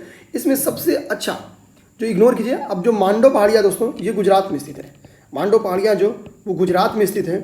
बाकी तीनों जो हैं बालघाट, हरिश्चंद्र और सतमाला, BH, यस, ये तीनों महाराष्ट्र में स्थित है, महाराष्ट्र में। तो बालघाट, हरिश्चंद्र श्रेणी और सतमाला श्रेणी ये तीन की तीनों महाराष्ट्र में स्थित है। आते 29 नंबर क्वेश्चन में, निम्नलिखित में से कौन सा गुजरात का बंदरगाह कसमा नगर नहीं है? तो जामनगर दोस्तों, जो जामनगर है इसका रिलेशन बंदरगाह से नहीं है। बाकी तीनों ऐसे नगर हैं, ओखा, वेरावल और पोरबंदर, ये तीनों का संबंध बंदरगाह से है। बाकी केवल जामनगर ऐसा है जिसका संबंध बंदरगाह से नहीं है। तो इसका सही आंसर होगा option number A. 30 number question, निम्नलिखित में से कौन फसलें जायद में मुख्यतः सिंचित होती हैं? तो दोस्तों जो जायद फसलें होती है बेसिकली उत्तर भारत में देखेंगे मार्च अप्रैल में ये बोई जाती हैं, और कह रहा है कि मुख्य सिंचित क्षेत्रों में उगाई जाती हैं। तो मूंग और उड़द जो है ये जायद फसलें हैं और ये सिंचित क्षेत्रों में उगाई जाती हैं, जिसका सही आंसर है ऑप्शन नंबर बी। भारत में चीनी का सबसे बड़ा उत्पादक कौन है? तो दोस्तों महाराष्ट्र है। ये क्वेश्चन हम लोग पहले भी किए हुए हैं कि भारत में चीनी का सबसे बड़ा उत्पादक महाराष्ट्र है। यहाँ से दोस्तों एक चीज़ हम लोग बताएंगे कि जो भी एग्रीकल्चर के न्यू डाटा है उन पे भी जल्द ही हम लोग एक वीडियो लेके आएंगे। उम्मीद कीजिए कि पेपर के 10 दिन के पहले तो कम से कम ये वीडियो आपको ज़रूर मिलेगा। तो अभी एक चीज़ जो एग्रीकल्चर का न्यू डाटा है कि कौन सी फसल और कौन सा ऐसे प्रोडक्ट है जो इस राज्य में फर्स्ट है, ये सेकंड है, और भारत में ये नहीं उपजाया जा रहा है, या मतलब भारत की क्या रैंकिंग है और भारत में जो अपने स्टेट है उनकी क्या पोजीशन है, उसके बारे में हम लोग जल्द से जल्द एक वीडियो लेके आएंगे। क्योंकि एग्रीकल्चर से 2 से 3 क्वेश्चन तो हर साल आते ही हैं, एग्रीकल्चर के उन क्वेश्चंस को हैंडल करने इसी पर्पज से हम लोग लेके आएंगे। तो आते हैं दोस्तों 32 नंबर क्वेश्चन। 32 नंबर क्वेश्चन आप देखेंगे वन स्थिति रिपोर्ट 2015 पे है, इसलिए इसको नहीं करेंगे। वन स्थिति रिपोर्ट जो है 2019 वाला जल्दी इस पर एक वीडियो आने वाला है, और पूरी की पूरी जो डाटा है, जो इस वक्त की डाटा है, जो न्यू डाटा है, उसकी जानकारी आपको दे दी जाएगी। तो वन स्थिति रिपोर्ट इसको पढ़ेंगे। अगर पेपर में दोस्तों थोड़ा सा भी डाटा चेंज हो गया होगा तो आपका गलत हो जाएगा, तो इसको पढ़ने से बेहतर है इसको छोड़ दें, क्योंकि ये सीधा कहीं गलती से डाटा बदल गया होगा तो आपको माइनस में भेजेगा। तो जो वन स्थिति रिपोर्ट 2019 है, उम्मीद कीजिए जल्द से जल्द ही आपके पास होगा, आपके बीच में होगा, और जो एग्रीकल्चर की न्यू डाटाज हैं वो भी आपके बीच में होंगे। तो दोस्तों अगला क्वेश्चन भी वन स्थिति रिपोर्ट पे है, इसलिए इसको काटेंगे। डाटा की वो देखिए, ये क्वेश्चन है 2008-9 का, कोई मतलब नहीं है, इसको काटिए आप। आगे देखिए वन स्थिति रिपोर्ट 2015 पे क्वेश्चन है, तो हम लोग पूरे डाटा पे चर्चा करेंगे, और इस बार भी वन स्थिति रिपोर्ट से 1 से 2 क्वेश्चन आने के पूरे चांस है, कम से कम उनको तो हम लोग सॉल्व ही कर लेंगे। आते हैं 35 नंबर क्वेश्चन। विश्व का 1/3 से अधिक कच्चा इस्पात उत्पादन प्राप्त होता है। तो दोस्तों चीन कच्चे इस्पात के निर्माण में फर्स्ट है, लेकिन सेकेंड और थर्ड कौन सा है ये होमवर्क लीजिए आप, क्योंकि मेरा अंदाजा है कि न्यू डाटा जो है दोस्तों वो बदल गया है, और हम लोग न्यू लेक्चर जो पढ़ेंगे हम पहले ही बोल दिए हैं, वहाँ पे हम इसको डिस्कस करेंगे। जो और नए डाटा पे हम लोग एक पूरी सीरीज़ तैयार करेंगे, ताकि कम से कम वहाँ से 1-2 क्वेश्चन जो न्यू डाटा पे आए कि XYZ जो भी प्रोडक्ट है, इसमें कौन फर्स्ट है, कौन सा स्टेट सेकंड है, कौन सा देश फर्स्ट है, कौन सा देश सेकंड है। तो ऐसे हम लोग वीडियो जल्द से जल्द लेके आने की कोशिश करेंगे। आते हैं 36 नंबर क्वेश्चन पे, लौह इस्पात केंद्र और देश। तो दोस्तों लौह इस्पात केंद्र में यहाँ पे अनसान है, इसके बारे में हम लोग पहले पढ़े हुए हैं। ये चाइना का है। डी को 1 से मिलाइए, आंख मूंद के डी को 1 से मिलाएंगे, तुरंत ए और बी गलत हो जाएगा, क्योंकि अनसान चाइना का है। ये दोस्तों तीसरी से चौथी बार क्वेश्चन मिल रहा है और उम्मीद करेंगे कि बैक ईयर के क्वेश्चन आप बिल्कुल ना गलत कीजिए। बैक ईयर के क्वेश्चन अगर दोस्तों गलत होंगे तो चयन के 100% चांस रुक जाएंगे, क्योंकि दोस्तों ये तो वो क्वेश्चन है ना कि जो आप सही करिए, क्योंकि बाकी जो नियर अबाउट 30 क्वेश्चन रहेंगे वो न्यू क्वेश्चन हो सकते हैं, परेशान करने वाले क्वेश्चन हो सकते हैं। वहाँ आपको वैसे भी तुक्का सेट करना पड़ेगा, जो कि गलत होने की भी उनमें चांस है। लेकिन अगर बैक ईयर के क्वेश्चन पे थोड़ी प्रैक्टिस है, थोड़ी रिवीजन है, तो पूरी चांस है कि क्वेश्चंस बिल्कुल ना गलत हो। तो आप डी को 1 से मिलाइए, इसका आंसर होगा सी और डी। अब देखते हैं कि सी और डी में से कौन सही है। तो दोस्तों अगर हम लोग बर्मिंघम को देखें, बर्मिंघम जो है वो यूके का है। वर्ल्ड हिस्ट्री अगर हम लोग पढ़ते हैं तो वहाँ भी हम लोग बर्मिंघम को पाते हैं, या हम लोग अगर इंडस्ट्रियलाइजेशन अगर पढ़ते हैं वर्ल्ड हिस्ट्री में ही या मॉडर्न हिस्ट्री में ही पढ़ें तो भी हम लोग जो बर्मिंघम है उसका नाम पा जाते हैं कि ये लौह इस्पात केंद्र के रूप में है और ये यूनाइटेड किंगडम में स्थित है। तो बी का अगर 3 मारेंगे तो भी देखिए हम लोग आंसर पे पहुंच गए, यानी डी का 1 और बी का 3 दो ही क्वेश्चन हमको पता था, रिपीटेड क्वेश्चन है पता था, और हम लोग सीधा आंसर पहुंच गए।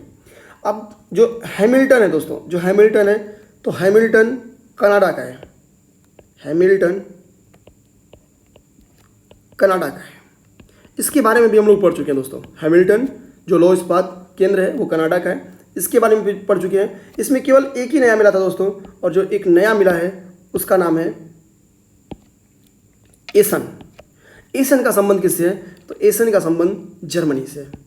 यही एक नया था, इसको याद कर लेंगे, होमवर्क के तौर पे कर लेंगे कि जर्मनी का संबंध एसन से है। आते हैं दोस्तों 37 नंबर क्वेश्चन पे। निम्नलिखित में से कौन सा युग्म सुमेलित नहीं है, कौन सा नहीं है ये बताना है।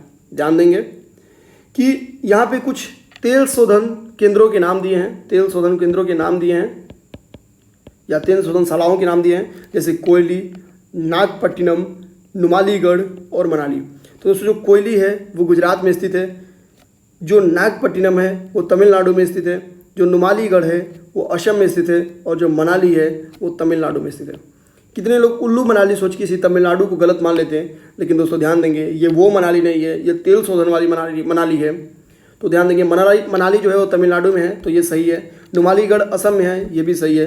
कोयली गुजरात में है, ये भी सही है। लेकिन नागपट्टिनम दोस्तों, नागपट्टिनम तमिलनाडु में है, ना कि असम में। तो ध्यान देंगे नागपट्टिनम तमिलनाडु में है।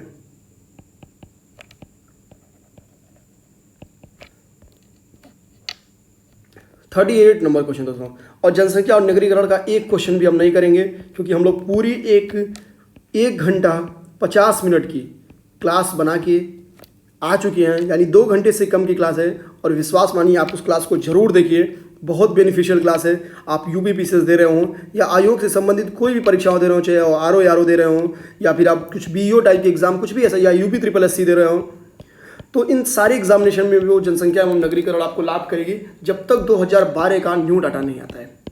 मेरे बात मानिए दोस्तों, उस लेक्चर को आप जरूर देखिए। इस बार भी यूपीपीसीएस में आप देखिएगा, पिछली बार देखिए 1 क्वेश्चन थे जनसंख्या एवं नगरीकरण से, इस बार चांस है कि 2 से 3 क्वेश्चन हो, पूरे बैकग्राउंड के साथ जो नवीन डाटाज हैं उनके साथ बताए गए हैं। तो आप जरूर उसको देखिए, आपसे रिक्वेस्ट है। 39 नंबर क्वेश्चन पे आएंगे, और जनसंख्या एवं नगरीकरण तो पूरा छोड़ेंगे। तो जनसंख्या और नगरीकरण अगर हम लोग छोड़ते हैं तो सीधा हम लोग पहुँचेंगे पॉलिटी के क्वेश्चन पे, और यहाँ पे आते हैं। निम्नलिखित में से किसे संसद को संबोधित करने का अधिकार प्राप्त है? तो दोस्तों संसद को, जो भारत का महान्यायवादी है, जिसकी बारे में व्याख्या आर्टिकल 76 में किया है, जिसके बारे में हम लोग पूर्व में चर्चा भी किया है, ये संसद को संबोधित तो कर सकता है, यानी संबोधन तो कर सकता है, यानी चर्चा में भाग तो ले सकता है, लेकिन ये वोट नहीं कर सकता है। वोट नहीं कर सकता है क्योंकि ये वहाँ का सदस्य नहीं है। वोटिंग कौन कर सकता है? जो मेंबर ऑफ पार्लियामेंट हो, जो संसद का सदस्य हो। तो इसका सही आंसर है ए। 48 नंबर क्वेश्चन कह रहा है दोस्तों कि भारत की संसद के संबंध में निम्नलिखित कथनों में से कौन सा सही नहीं है? गलत कौन सा है दोस्तों, सही कौन सा दोस्तों, वो नहीं बताना है। जो नहीं सही है वो बताना है। कह रहा है कि संविधान में एक संसदीय प्रणाली की सरकार का प्रावधान है। सेकेंड क्वेश्चन ऑप्शन कह रहा है संसद सर्वप्रमुख है, मंत्रिमंडल का प्रावधान करता है। संसद का सर्वप्रमुख कार्य है मंत्रिमंडल का प्रावधान करना। बिल्कुल सही दोस्तों। मंत्रिमंडल की सदस्यता निम्न सदन तक होती है। हमको पता है दोस्तों कि जो लोग लोकसभा से चयनित नहीं हो पाते हैं, यानी निम्न सदन से नहीं हो पाते हैं, वो कोशिश करते हैं चलो राज्यसभा में नॉमिनेट हो जाओ, और राज्यसभा से नॉमिनेट होकर वो कहाँ पे आ जाते हैं, आपका यहाँ पे मंत्री बन जाते हैं, मंत्रिमंडल में आ जाते हैं। छोटा सा एग्जाम्पल अगर हम लोग देखें तो अभी हाल ही में महाराष्ट्र में देखें, खैर ये लोकसभा और राज्यसभा का नहीं कॉन्सेप्ट है, वहाँ पे राज्य विधान परिषद और जो विधानसभा है उसका कॉन्सेप्ट है। वहाँ पे हम देखेंगे जो उद्धव ठाकरे जी हैं वो विधायक नहीं है, वो अभी रिसेंट में कोरोना के पीरियड में देखेंगे वहाँ पे राज्य विधान परिषद का चुनाव होता है और उसमें इलेक्टेड होते हैं, निर्विवाद इलेक्टेड होते हैं और मुख्यमंत्री पद में अभी भी आसीन है। इस तरह से अगर हम लोग कॉन्सेप्ट लगाएं, हाल की घटना से भी कुछ क्वेश्चन को दोस्तों हम लोग कॉन्सेप्ट भिड़ा सकते हैं और सही आंसर तक पहुंच सकते हैं। हालांकि ध्यान देंगे दोस्तों, आप अगर कहीं के भी सदस्य नहीं हैं, यानी आप लोकसभा के भी नहीं हैं, आप राज्यसभा के भी नहीं हैं, आप विधानमंडल के भी नहीं हैं, आप विधान परिषद के भी नहीं हैं, तो भी आप कम से कम 6 महीने तो मंत्री पद का जो है लुत्फ है उसको उठा सकते हैं। तो देख सकते हैं जो 49 नंबर क्वेश्चन पे आते हैं, भारतीय संविधान में निम्नलिखित में से किस अनुच्छेद के अंतर्गत विधानसभा को विधान परिषद का सृजन करने का राइट दिया गया है, इजाज़त दी गई है। तो दोस्तों एक बार क्वेश्चन को फिर समझें कि विधानसभा को विधान परिषद का सृजन, तो हम देखेंगे आर्टिकल 169 कहता है कि विधानसभा को विधान परिषद का सृजन करने का प्रस्ताव पास करने का अधिकार है। हालांकि इस पर फाइनली जो डिसीजन है वो पार्लियामेंट लेगी। तो ध्यान देंगे दोस्तों, आर्टिकल 169 याद करेंगे कि विधानसभा को विधान परिषद का सृजन करने का प्रस्ताव पास करने का अधिकार मिला है। 50 नंबर क्वेश्चन जो कि आर्टिकल जो हमारा 62 अमेंडमेंट था, 62वां संविधान संशोधन था, उससे संबंधित है, जिसमें हम देखेंगे एज को घटा के 21 से 18 वर्ष जो वोटिंग है यानी वयस्क मताधिकार की जो आयु है वो 18 वर्ष कर दी गई थी। और ये कब की गई थी, तो 1889 में की गई थी, 1879 में की गई थी। और जिस अनुच्छेद में संशोधन किया गया था वो अनुच्छेद है 326। आते हैं दोस्तों अगले क्वेश्चन पे। देखेंगे कि जो पॉलिटी के क्वेश्चंस थे इस बार ये बहुत ही कम थे, 47 से स्टार्ट हुआ 50, यानी 4 ही क्वेश्चन उस टाइम में पॉलिटी के थे। जबकि आपको पता है कि आज के रोल में, आज के ड्यूरेशन में लगभग 20 क्वेश्चन पॉलिटी के चल रहे हैं। तो आप समझ सकते हैं कि चयन इस बार कितना आसान है। पॉलिटी आप सीधे और रिवीजन की, हम लोग पहले भी बोल चुके हैं कि चयन का रास्ता पॉलिटी से, इन्वायरमेंट इकोलॉजी से और तीसरी सब्जेक्ट बोल लेते हैं कि जनरल साइंस से चलेगी।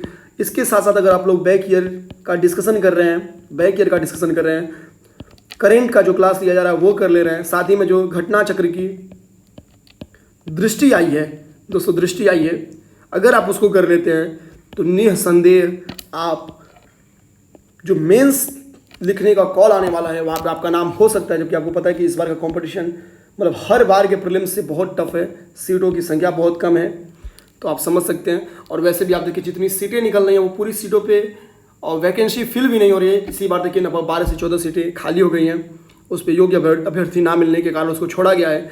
आगे करा कि निजी क्षेत्र में साझा कोष का भुगतान की अनुमति मिली थी तो 1993 में मिली थी। निजी क्षेत्र में साझा कोषों को भारत में अनुमति मिली थी 1993 में मिली थी। और जो पंजीकृत होने वाला पहला हम कह सकते हैं जो निजी वो था कोठारी पायनियर। और जो पंजीकृत होने वाला हम देखेंगे कि निजी क्षेत्र में के जो साझा कोषों को भारत में अनुमति मिली थी तो 1993 में मिली थी। हालांकि अब ये क्वेश्चन नहीं आएंगे दोस्तों, ऐसे क्वेश्चन बिल्कुल नहीं आएंगे। और जो पंजीकृत होने वाला पहला था वो था कोठारी पायनियर, यानी पहला जो निजी क्षेत्र था वो कौन था, कोठारी पायनियर था जो रजिस्टर हुआ था। अब ये इंपॉर्टेंट नहीं दोस्तों, ऐसे क्वेश्चन को बस पढ़ लीजिए, उसको घोटने की कोशिश मत कीजिए, बिल्कुल मत कीजिए। जो घोटने की कोशिश करना वो हम लोग पहले भी बोल दे रहे हैं। आगे क्वेश्चन देखिए कॉमन सेंस के आधार पे है, कह रहा स्वामित्व के आधार पर निम्नलिखित में से एक अन्य से भिन्न है। तो हम देखेंगे 3 ऐसे स्वामित्व के आधार पे हैं, जीवन बीमा पॉलिसी जिसके नाम है उसी के नाम रहेगी, बैंक की जो सावधि जमा है, किसान विकास पत्र है, इसके आप स्वामित्व को नहीं बदल पाएंगे। लेकिन किसान ऋण पत्र के साथ ऐसा नहीं है, इसका स्वामित्व बदलता है लेकिन ऊपर के 3 जो इनका स्वामित्व नहीं बदलता है। यानी कॉमन सेंस से आप इसका सही आंसर, चूंकि अन्य से भिन्न है तो अन्य से भिन्न ऑप्शन डी है। 2011-12 का डाटा है, नहीं करेंगे इसको। मसालों का बागान किसको कहते हैं? केरल को कहते हैं। हमको पता है कि जो कार्डमम की पहाड़ियाँ वो इलायची के लिए काफ़ी फेमस है। 56 नंबर क्वेश्चन, साख पत्र दिया जाता है तो जो साख पत्र दिया जाता है वो एक आयातकर्ता को दिया जाता है, ना कि एक निर्यातकर्ता को। जाहिर बात है साख की जरूरत किसको है? जो सामान खरीदेगा उसको जरूरत है। भाई हम किसी को सामान अगर देंगे, अगर उसके पास मेरा सामान जिसको देने वाले हैं उसका रिकॉर्ड यानी उसका साख अगर मेरे पास अच्छा नहीं रहेगा तो उसको सामान नहीं देंगे क्योंकि रिस्की है। तो साख पत्र दिया जाता है, किसको दिया जाता है? एक आयातकर्ता को दिया जाता है। 57 करा कि मोडवेट का संबंध है। दोस्तों ये याद कर लीजिएगा, जो मोडवेट का संबंध है वो वैट से है, मूल्यवर्धित कर से है। ऑप्शन नंबर सी, जो इसका ऑप्शन नंबर बी है वो सही है। आते हैं दोस्तों 58 नंबर क्वेश्चन पे। करा निम्नलिखित में से कौन भारत के आयात हेतु विदेशी विनिमय की स्वीकृति देता है? कौन भारत से आयात हेतु विदेशी विनिमय की स्वीकृति देता है? तो आरबीआई देता है दोस्तों। आरबीआई का गठन हमको पता है, आरबीआई एक्ट जो 1934 हुआ था उसकी तहत 1935 में किया गया था। तो इस चीज़ को ध्यान देंगे दोस्तों।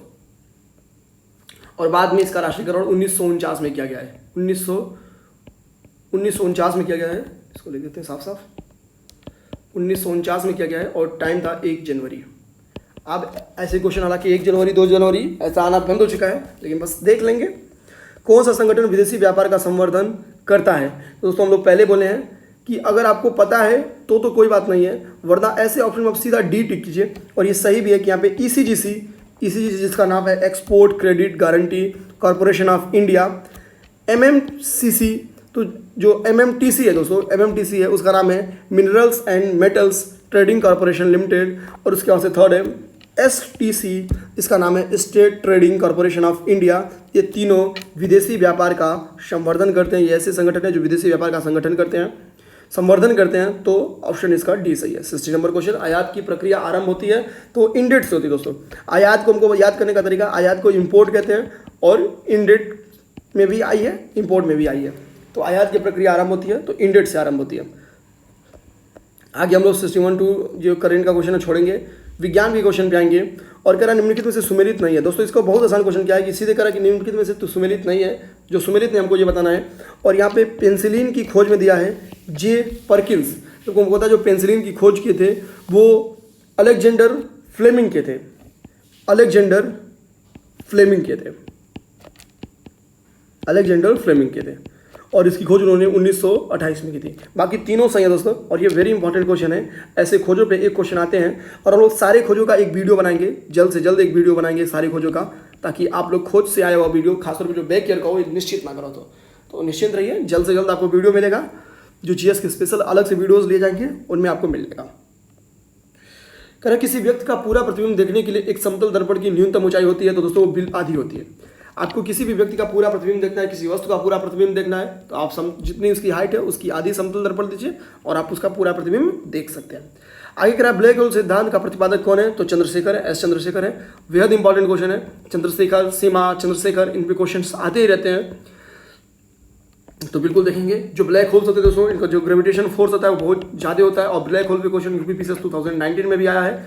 तो ब्लैक होल बिल्कुल हल्के में नहीं लीजिएगा। ब्लैक होल्स के बारे में थोड़ा सा जो जानकारी है वो होमवर्क के तौर पे ले लीजिएगा, वरना जिंदगी को ब्लैक करने का ये पूरा कॉन्सेप्ट अपना सकता है ब्लैक होल। तो इस बार ध्यान दीजिएगा, ब्लैक होल को एक बार जरूर देख लीजिएगा। जो ब्लैक होल प्रिंसिपल्स हैं ये एस चंद्रशेखर ने दिया था। ब्लैक होल के बारे में हम लोग पूर्व के दिनों में पढ़े भी हैं। अगर आप लेक्चर भी देख लेते हैं, सुन लेते हैं पूरा, तो ब्लैक होल्स के बारे में नहीं कुछ पढ़ना पड़ेगा, काम चल जाएगा। आते दोस्तों 66 नंबर क्वेश्चन पे। दोस्तों ऐसे क्वेश्चन को हम लोग इग्नोर बिल्कुल करेंगे जिनके बारे में हम लोग विस्तृत चर्चा किए हुए हैं। ब्लैक होल पे हम लोगों ने पिछले दिनों में चर्चा की हुई है, इसलिए हम लोग ब्लैक होल को इग्नोर कर रहे हैं। तो आप लोग जो लोग पहली बार देख रहे हैं उनसे उम्मीद है कि वो लोग पुराना वीडियो जरूर देख लेंगे। 66 नंबर क्वेश्चन कह रहा है कि नाभिकीय रिएक्टर में निम्नलिखित में से किसे मंदक के रूप में प्रयोग किया जाता है? तो ग्रेफाइट को दोस्तों। जो ग्रेफाइट होता है और जो भारी जल होता है जिसको हम लोग D2O कहते हैं, इन दोनों का यूज मंदक के रूप में किया जाता है। ग्रेफाइट और भारी जल का यूज मंदक के रूप में किया जाता है। तो सही आंसर है इसका बी। 67 विद्युत बल्ब तंतु बना होता है दोस्तों। ये भी हम लोग जो अब तक हम लोग साइंस का पढ़े वो बैक ईयर का क्वेश्चन है। तो टंगस्टन का यूज किया जाता है क्योंकि इसका जो गलनांक होता है, जो इसका क्वथनांक होता है, वो दोनों बहुत हाई होता है। यही रीजन है कि विद्युत बल्ब का जो तंतु होता है वो टंगस्टन का होता है। आते हैं दोस्तों 68 नंबर क्वेश्चन पे। 68 नंबर क्वेश्चन कह रहा है कि वाहनों में के पृष्ठ यानी दृष्टि दर्पण होता है वो किस दर्पण का प्रयोग किया जाता है? तो उत्तल का यूज किया जाता है। इसके बारे में हम लोग पूरे के दिनों में पढ़ चुके हैं, उत्तल दर्पण अवतल दर्पण के बारे में। दोस्तों जो उत्तल दर्पण फिगर बनाता है वो वस्तु से छोटा बनाता है और सीधा बनाता है और सीधा बनाता है। इस चीज को ध्यान देंगे। आते हैं दोस्तों 69 नंबर क्वेश्चन में कह रहा वायु से भरे गुब्बारे में हीलियम को हाइड्रोजन की जगह यूज किया जाता है। रीजन क्या है देखेंगे दोस्तों कि जो हीलियम होता है ना वो कम ज्वलनशील यानी अज्वलनशील गैस हम कह सकते हैं, अज्वलनशील गैस है, जबकि हाइड्रोजन ज़्यादा ज्वलनशील गैस है। यही रीज़न है कि जो हाइड्रोजन है उसकी जगह हीलियम का यूज किया जाता है। तो इसका सही आंसर है वायु के साथ विस्फोटक मिश्रण नहीं बनाता है। ऑप्शन नंबर डी इसका सही है। 70 नंबर क्वेश्चन, इसके बारे में हम लोग कल भी पढ़े हैं और ये क्वेश्चन यूपीपी 2019 में आया हुआ भी है कि सिल्वर आयोडाइड, हार्न सिल्वर कल ही पढ़े हैं कि हम कहते हैं सिल्वर क्लोराइड वो कृत्रिम वर्षा के लिए जिम्मेदार है, तो हम लोग पढ़ चुके हैं। जिंक फास्फाइड चूहे का विष होता है, पूर्व के दिनों में पढ़ चुके हैं। अब जिंक सल्फाइड को यहाँ पे फिलासफर ऊन से मिला रहा है, क्योंकि उनको पता है कि जो जिंक फास्फाइड चूहे का विष नहीं है। देखिए जल्दीबाजी में गलत निकल गया, जो जिंक फास्फाइड है दोस्तों वो चूहे का विष नहीं है। तो हम लोग देखेंगे जो फिलासफर ऊन है वो जिंक ऑक्साइड से संबंधित है, जो कृत्रिम वर्षा है वो सिल्वर आयोडाइड से संबंधित है, जो हार्न सिल्वर है वो सिल्वर क्लोराइड से संबंधित है।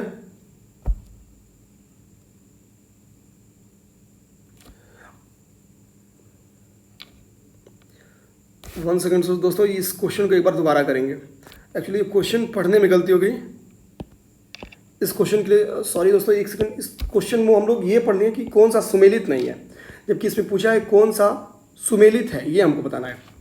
तो दोस्तों जिंक फास्फाइड जो है वो चूहे का विष है, ये सही है। तो इसमें दोस्तों हम लोग ये पढ़ें कि कौन सा सुमेलित नहीं है, जबकि इसमें यह था कि कौन सा सुमेलित है। तो जिंक फास्फाइड चूहे का विष मारने के लिए है, तो ये ध्यान देंगे कि जिंक फास्फाइड चूहे का विष है, चूहे को मारने के लिए, चूहे के विष को मारने के लिए, चूहे को मारने के लिए। अब आते हैं कि तो बाकी जो सिल्वर आयोडाइड है, सिल्वर क्लोराइड है और जिंक सल्फाइड है, ये क्या है। तो हार्न सिल्वर सिल्वर क्लोराइड है, इसके बारे में हम लोग कल भी पढ़े हैं। कृत्रिम वर्षा सिल्वर आयोडाइड है और जो फिलासफर ऊन है वो जिंक ऑक्साइड है। दोस्तों इस चीज़ को ध्यान देंगे। थोड़ी सी स्टार्ट में गलती हो गई जल्दीबाजी में, क्योंकि ऐसे क्वेश्चन चूँकि हम लोग पिछले दिनों में पढ़े हैं तो दिमाग में रहता है कि इसको थोड़ा सा स्पीड में निकल जाते हैं और ये क्वेश्चन पढ़ने में गलती हो गई। और यही दोस्तों देखिए पेपर में भी होता है कि नहीं है सुमेलित नहीं है, जल्दीबाजी में आता हुआ क्वेश्चन गलत हो जाता है, आप देख सकते हैं। तो इस तरह से हम देखेंगे 71 नंबर क्वेश्चन पाएंगे, यहाँ पे थोड़ा सा देख लेंगे आप। 71 नंबर क्वेश्चन कह रहा है कि सूची एक को 2 से मैच कराना है और कौन मैच्ड है ये बताना है। तो ध्यान देंगे दोस्तों, जो मार्फिन है, मार्फिन एनाल्जेसिक से रिलेटेड है। मार्फिन एनाल्जेसिक, इसका एक्सप्लेनेशन अगर देखें तो इसका एक्सप्लेनेशन बहुत अच्छे किए हैं ये लोग। तो सीधा हम लोग इसका एक्सप्लेनेशन देखेंगे, क्योंकि एक्सप्लेनेशन बहुत इंपॉर्टेंट है। कह रहा है कि जो दर्द निवारक औषधि के रूप में जो है वो मार्फिन का यूज किया जाता है। तो पेपर में ये भी आ सकता है निम्नलिखित में से कौन सी औषधि का यूज दर्द निवारक के रूप में किया जाता है, तो वह है मार्फिन। आगे कह रहा है कि सोडियम धातु बहुत ही अभिक्रियाशील धातु है, वायु में उपस्थित ऑक्सीजन से अभिक्रिया करके सोडियम ऑक्साइड या सोडियम सुपर ऑक्साइड बनाती है। तो सोडियम ऑक्साइड जो है, सोडियम जो है वो वायु से रिएक्ट करके बनाती है, यानी सोडियम जो है वो अभिक्रियाशील गैस है। तो याद करेंगे कि जो सोडियम है वो अभिक्रियाशील गैस है, एक्टिव गैस है, सोडियम धातु है, अभिक्रियाशील धातु है, इसको ध्यान रखेंगे। अगर कि सोडियम को उसके मूल रूप में बनाए रखने के लिए हम लोग केरोसिन तेल का यूज करते हैं। ये दोस्तों क्लास 6 में हमको आसानी से मिल जाता है कि केरोसिन तेल में रखना होता है, क्योंकि ये ज्वलनशील होता है और जल जाता है। अभिक्रियाशील गैस है इसलिए नष्ट हो जाता है। ये गैस देखिए दोस्तों बार बार निकल जा रहा है, धातु है, तो ध्यान देंगे गैस नहीं धातु है। और आगे कि बोरिक अम्ल का प्रयोग किस रूप में किया जाता है। तो जो बोरिक अम्ल है दोस्तों इसका प्रयोग एंटीसेप्टिक, कीटनाशक, इन सब के रूप में किया जाता है। आगे कह रहा है कि जर्मन सिल्वर, तो देखेंगे जर्मन सिल्वर एक मिश्र धातु है और इसमें 60% जो है दोस्तों वो कॉपर का यूज किया जाता है, कॉपर का। तो जर्मन सिल्वर 3 से कॉपर, निकिल और जिंक को मिला के बनाता है।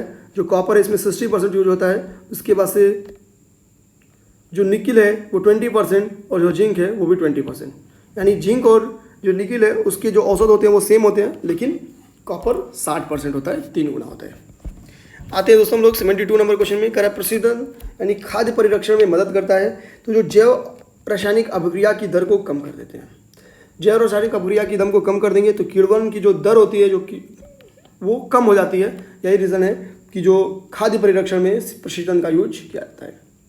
करा है इंडेन गैस एक मिश्रण है। इंडेन गैस प्रोपेन एवं ब्यूटेन का मिश्रण है, इसको याद रखेंगे दोस्तों। जो इंडेन गैस को हम लोग एलपीजी भी कहते हैं। आगे कह रहे कि अम्ल वर्षा से निम्नलिखित देशों में से कौन क्षतिग्रस्त है। तो दोस्तों जो नॉर्वे है वो सबसे अधिक क्षतिग्रस्त है, उसका से अम्ल वर्षा सेकंड आपको कनाडा में देखने को मिलेगी। तो 1 और 3 इसका सही है, तो 20 ऑप्शन इसका सही है। 75 नंबर क्वेश्चन, क्या निम्नलिखित गैसों में से प्रकाश संश्लेषण की प्रक्रिया के लिए आवश्यक है। तो हमको पता है कि दोस्तों प्रकाश संश्लेषण में पौधे जो होते हैं वो CO2 को लेते हैं और अपनी भोजन का निर्माण करते हैं, तो CO2 इसका सही आंसर है। 76 नंबर क्वेश्चन करके गोल्डन धान में सर्वाधिक मात्रा में होती है। तो गोल्डन धान में सर्वाधिक मात्रा में दोस्तों विटामिन ए होता है, इस चीज़ को ध्यान देंगे। विटामिन ए पे आज यहाँ पे 3 क्वेश्चन आए हुए हैं, तो लोग देखेंगे निम्नलिखित में से किसका निर्माण हमारे शरीर में नहीं होता है। तो विटामिन ए का निर्माण हमारे शरीर में नहीं होता है। और विटामिन ए जो होता है दोस्तों वो वसा में घुलनशील होता है, वसा में घुलनशील होता है। आगे हम लोग दोस्तों यहाँ पे देखिए लिखा है वसा में घुलनशील होता है। आगे हम लोग ध्यान दें दोस्तों कि किस में पाया जाता है, क्योंकि यही अगला क्वेश्चन लगाने में मदद करेगा। तो हम देखेंगे हरी सब्जियों के अलावा जो हरी पत्तेदार सब्जियां हैं, इसके अलावा गाजर में, मछली के तेल या यकृत में और जो दूध है, पनीर है, इन सब में विटामिन ए पाया जाता है। तो इस चीज़ को ध्यान देंगे, केवल हरी सब्जियों में नहीं और भी इसके सोर्स है पाने के। मनुष्य के अंगों में कौन सा एक हानिकारक विकिरणों से सर्वाधिक सुप्रभाव्य है, यानी जल्दी प्रभावित हो जाते हैं, तो वो है दोस्तों आँख। हम लोग जैसे पढ़ते भी हैं कि जो सूर्य से आने वाली हानिकारक किरणें हैं, अगर ओजोन नष्ट हो जाएगा तो हमारी आँख को सबसे ज़्यादा प्रभावित करेंगे। तो देखिए इसका सही आंसर है आँख। निम्नलिखित में से कौन मानव गुर्दे का एक सामान्य कार्य है। तो रक्त की में शर्करा की मात्रा को नियंत्रित करना जो होता है वो मानव गुर्दे का एक सामान्य कार्य नहीं है। बाकी रक्त में जल का नियंत्रण, यहाँ पे देखें तो जो रक्त में जल का नियंत्रण है वो गुर्दा करता है। यानी गुर्दे के अगर हम कार्य में देखें तो जो वाटर है H2A है तो जल का नियंत्रण करता है। जो यूरिया है उसको छान कर बाहर करना, यानी यूरिया को बाहर करने में, और कई हार्मोनों के श्रावण में, यानी जो गुर्दा होता है वहाँ से कई सारे हार्मोन्स का श्रावण होता है। इस चीज़ को ध्यान देंगे। तो रक्त में शर्करा की मात्रा को नियंत्रित करना ये गुर्दे का कार्य नहीं है, अन्य तीनों गुर्दे के कार्य हैं। इस चीज़ को ध्यान देंगे। आँख के रेटिना की परंपरा कैमरा के निम्नलिखित में से फिल्म से रिलेटेड होती है। फिल्म से तुलना की जाती है, जैसे आँख की रेटिना को कि जो फिल्म होता है, जो कैमरा होता है उसकी फिल्म से उसकी तुलना की जाती है। 81 नंबर क्वेश्चन, एनोस्मिया कहते हैं तो घ्राण संवेदना की कमी, यानी सूंघने की शक्ति जो होती है उसकी कमी से कहते हैं।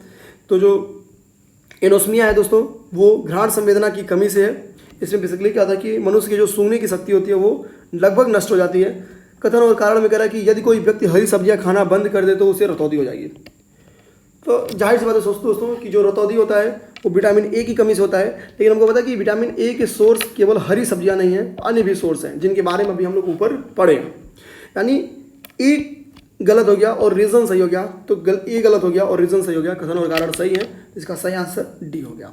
मच्छरों के नियंत्रण हेतु निम्नलिखित में से प्रयोग किए जाने वाले कीटभक्षी मछली है। तो जिस कीटभक्षी मछली का यूज किया जाता है मच्छरों के नियंत्रण हेतु, हम देखेंगे उनके जो मच्छरों के लार्वा होते हैं वो इनको बेसिकली नष्ट कर देती हैं मछलियाँ। इनका नाम है गैम्बूसिया। बेसिकली मलेरिया और के इलाज के लिए, रोकथाम के लिए इनका यूज किया जाता है, गैम्बूसिया मछली का यूज किया जाता है। 84 नंबर क्वेश्चन, किस शारीरिक प्रक्रम से थ्रोम्बिन का संबंध है। जो थ्रोम्बिन है दोस्तों उसका रक्त जमाव से संबंध है। हम लोग देख सकते हैं कि जो थ्रोम्बिन होता है वो रक्त में उपस्थित एक एंजाइम है, और थ्रोम्बिन क्या करता है, ये क्या करता है कि फाइब्रोनोजन को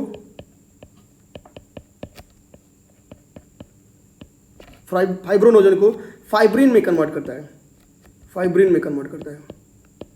फाइब्रोनोजन को फाइब्रिन में कन्वर्ट करता है। तो इस चीज़ को ध्यान देंगे दोस्तों कि यह फाइब्रोनोजन को फाइब्रिन में कन्वर्ट करता है। 85 नंबर क्वेश्चन, एड्स होता है तो एड्स एक विषाणुवश होता है।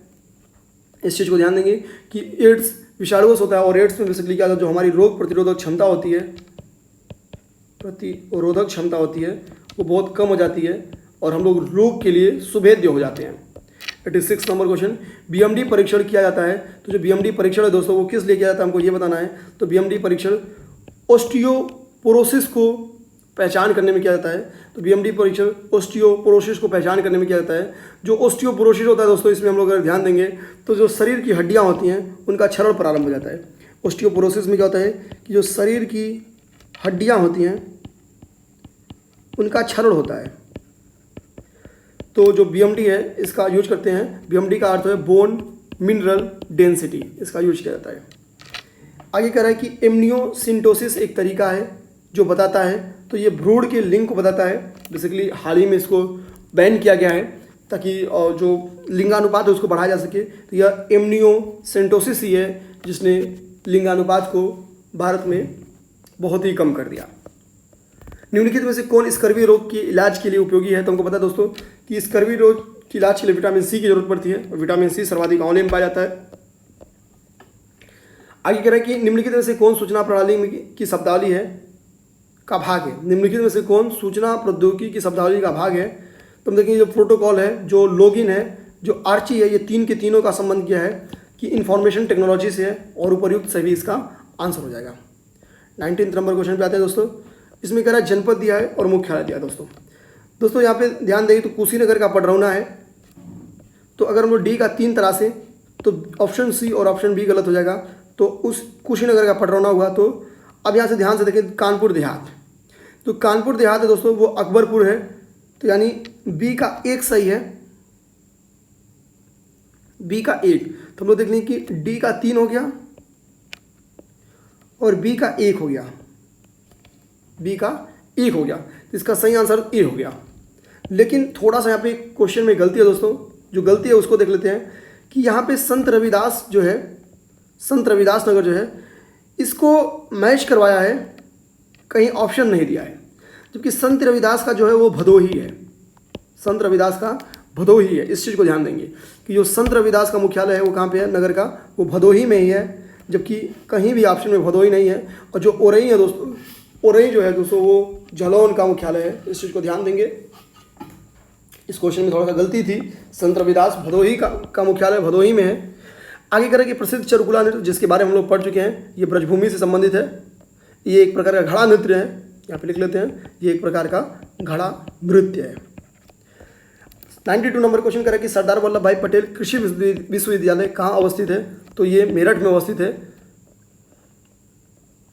आगे करें हवाई अड्डा, तो हम ध्यान देंगे दोस्तों कि जो इसमें कानपुर है ना, तो जो कानपुर हवाई अड्डा दोस्तों उसका संबंध है, जो कानपुर सी पे कानपुर है, तो इसका संबंध है चकेरी से। चकेरी हम देखेंगे जो कानपुर हवाई अड्डा यानी जो चकेरी बना था, ये बेसिकली सेना के लिए बना था, वायुसेना के लिए यूज के लिए बना था। ये इंपॉर्टेंट है इसलिए ध्यान देंगे।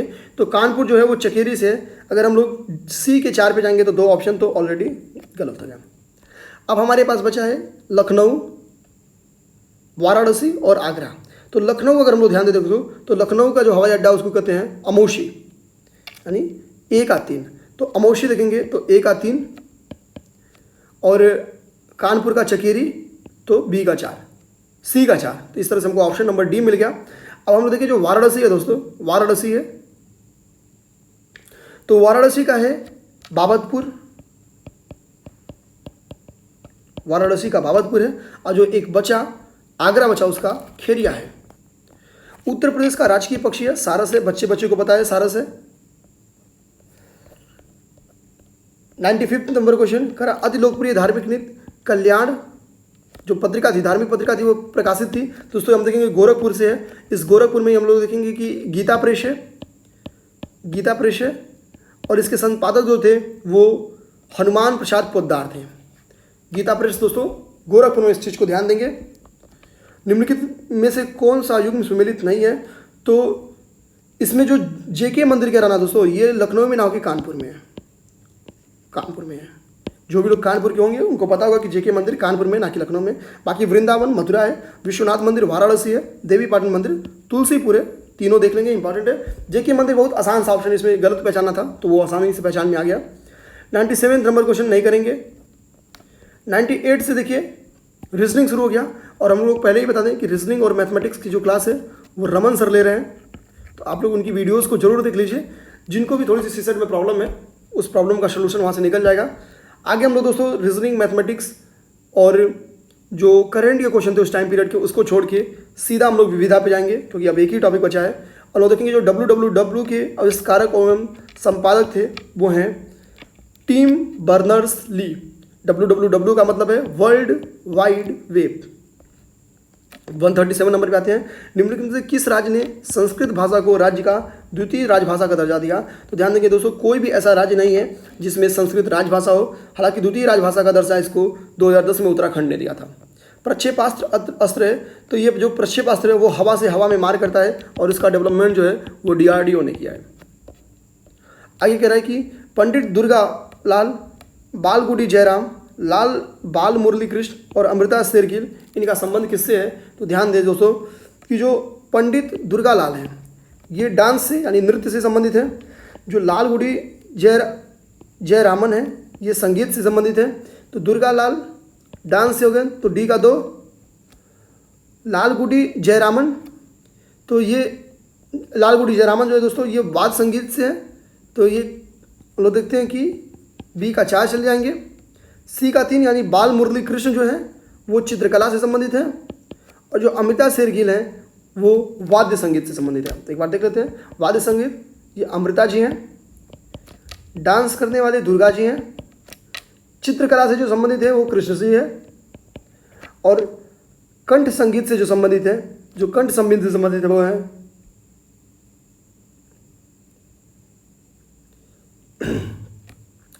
जो संगीत हो गया दोस्तों, वाद्य संगीत हो गया वो अमृता हो गए। नहीं, दुर्गा लाल डांस है तो दुर्गा डांस होंगे, वाद्य संगीत अमृता, वाद्य संगीत अमृता, तो अमृता चित्रकला से।